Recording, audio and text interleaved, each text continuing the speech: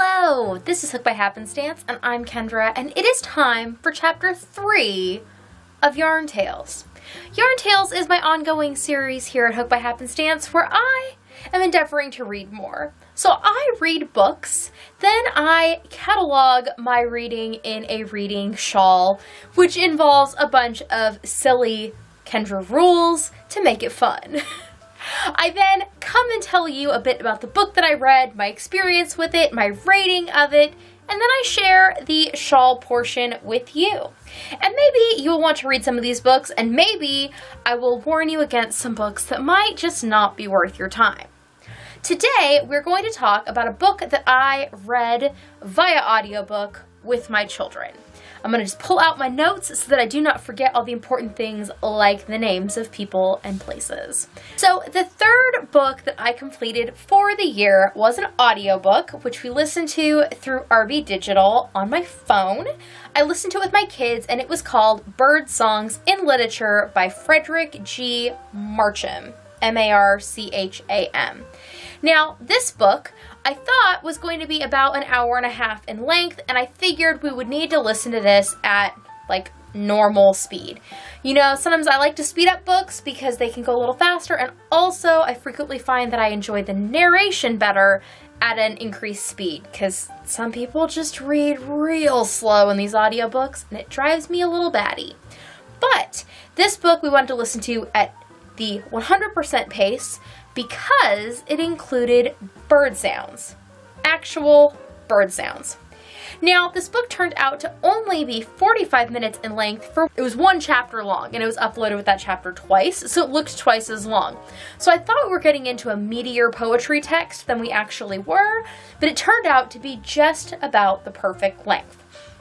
Now, this book intermingled some clips of various poetry and prose segments that featured birds. Most of them were fairly common things that you had heard before, a lot of the old standards, things like the raven and other things of kind of that age, but there were some more modern pieces as well. And the way that the book went along is they talked about the analysis of the piece, and then they read it, and interspersed over the top were actual clips of the real birds in question. And they used clips from the Cornell Laboratory of Ornithology, and the presentation of the actual bird calls on top of the written prose made both the calls and the prose more meaningful. And it helped me to enjoy some of these works that frankly I find boring. There's a number of poems that are like in this vast canon of things you're just supposed to care about because they're like seen as good literature, but sometimes they just seem boring. But then hearing the inspiration bird on top of it kind of breathed some new life into these pieces and made it really interesting for me, and actually held the attention of my children, which, I mean, they have a little thing for birds right now, and so do I. So our slight bird obsession was definitely kindled through reading this book. Now, the highlights of the book for me were I learned some things. One of the things I learned was that roadrunners are a member of the cuckoo bird family, which I did not know, and I found that really interesting. They talked about some other members of that family as well. There was also a really interesting thing about all the various types of thrush and hearing their different sounds, and they compared and contrasted and talked a little bit about that, and then also talked about some writings that kind of compared and contrasted it, which I just found super fascinating. And it was also kind of neat. We've had this obsession with birds, as I mentioned, but we've mostly just been experiencing them by watching them at our windows. We enjoy, like, when we're learning about animal things, learning about various birds, but we're not really working on identifying everything right now. I feel like if we start to make bird watching and the interest in that into like work, then it will lose all of its fun. So for right now, we're just enjoying the beauty of birds and the sound of birds, and we have so many of them here on the farm, even during the winter right now. So it's very fun for us to just kind of experience all of that. And it was fun listening to this book, and there'd be calls that we recognized, and we got to discuss them. and overall, it was a good time. It was a nice 45 minutes. We listened to this book when our regular nighttime audiobook, the streaming service we used, wasn't working, but I had this book on my phone, and so we just listened to it. I got it for free from my library. I highly recommend looking into both your local library's access to online ebooks and audiobooks, as well as your state library. It is likely that in addition to your local county library, that you, as a member of a population that lives in a given state, have access to at least one state library. Some states have multiple access points for you to get more free books. And, you know, Audible credits are expensive, so if you're looking to get audiobooks, the library is really the best route to go. So you're probably wondering at this point, what did I rate this book that I have spoken so highly of? And I gave it 4 stars because it was really good. I really enjoyed it. I would recommend it to people, but again, I'm not like shouting from the rooftops, everyone go read this, because I do think it is probably best for a particular kind of person.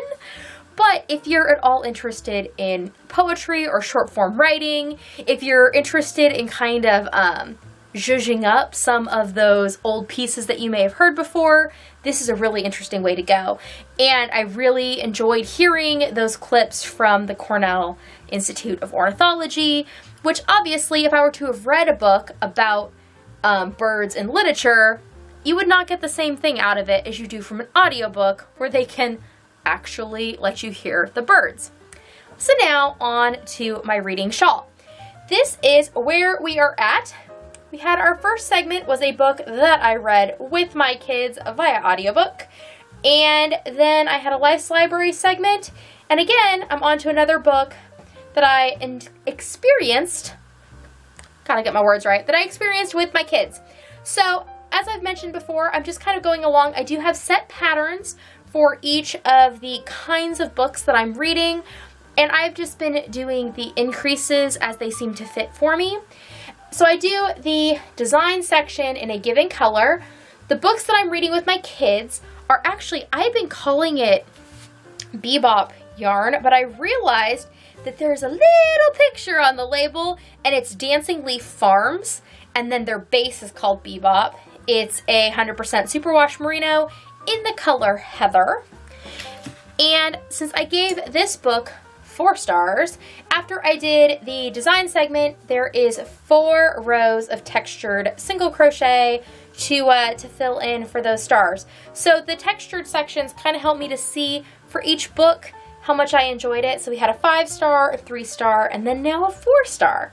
So I'm very happy with how my shawl is shaping up, and it has been a nice encouragement for me to get some reading done, which I've been enjoying, and to not feel like spending time on books is taking away from my ability to make things. Because sometimes I have issues with needing my hobbies to create a physical product. And I say sometimes, and I mean like always, but I do enjoy reading and it makes my brain and my heart happy, and this has been a way for me to transfer that happiness into a physical item that I can hold on to. And I know that this is something I will look back on after I finish the entire shawl, and it will remind me of the books I read and things that I got out of them and learned from them.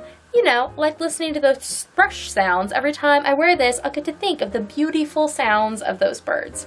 So I would recommend this book if you are interested in those things, and I will see you for the next Yarn Tales video. You might want to just go ahead and hit subscribe if you haven't already, because these videos come out intermittently, so if you don't want to miss out on any of them, that is the best way to do so, and I will see you all next time.